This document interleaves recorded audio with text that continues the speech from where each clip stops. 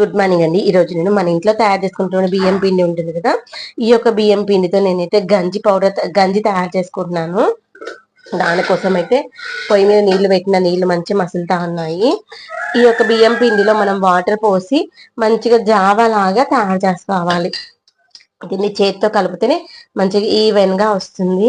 అంటే ఉండలు లేకుండా నీట్గా మంచిగా కలుపుకోవాలన్నమాట. దీంట్లో వాటర్ లో ఇది మంచిగా మిక్స్ అయిపోవాలి. అప్పుడే మనకి గంజి అనేటువంటిది ఉండలు కట్టకుండా ఉంటుంది. గంజి వేసుకున్నప్పుడు చీరలకి అక్కడక్కడ తెల్లగా వస్తూ ఉంటుంది కదా, అది రాకుండా ఉంటుంది. తర్వాత మనము గంజి అయిపోయిన తర్వాత దాన్ని మనం వడగట్టుకోవడం కూడా మర్చిపోవద్దు అనమాట. ఇవి రెండు చేయడం వల్ల మనకైతే బట్టలు గంజి వేసినప్పుడు అస్సలు తెల్లగా రాదనమాట.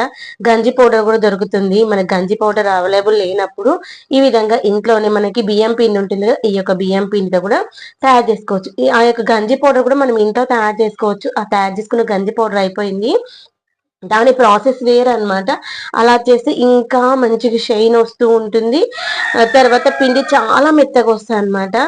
కానీ ఇంక ఈరోజు నేను ఆ ప్రాసెస్ లో చేసిన పిండి అయిపోయింది కాబట్టి ఇంట్లో నార్మల్ పిండి ఉంది, దాంతోనే చేస్తున్నాను. చూడండి, నీళ్ళు మంచిగా మసులుతున్నాయి కదా, అలా నీళ్ళు మంచిగా సలసలా మసులుతా ఉండాలి. నీళ్ళు అలా సలసలా మసులుతా ఉన్నప్పుడు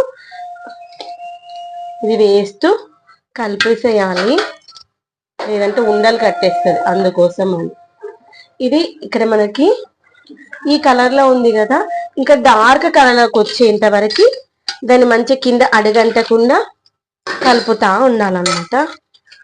గిన్నెకు ఉంటుంది కదా, దీన్ని కూడా ఒక్కసారి కడిగేసి ఇది కూడా ఇలానే పోసేస్తాం. ఇప్పుడు ఫ్లేమ్ కొంచెం పెద్దగా పెట్టేసి ఇక్కడే ఉండాలి.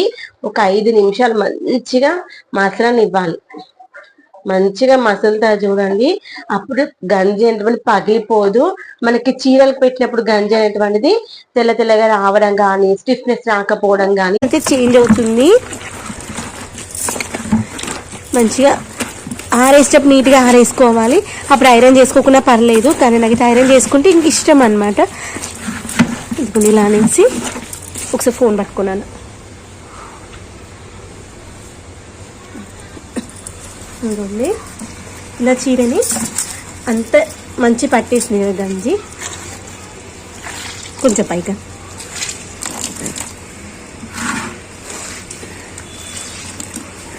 దీనికి మరీ ఎక్కువ గంజి ఉంచొద్దు, అలానే మొత్తం గంజి అంతా పిండేయొద్దు, చూసుకోవాలన్నమాట. ఇదిగోండి, గంజి పెట్టిన చీరలు అయితే ఈ విధంగా మంచిగా ఆరేసుకోవాలి. అన్ని చీరలు అయితే మంచిగా ఆరేసిన ఆల్మోస్ట్ ఒక 2 గంటలు అవుతుంది.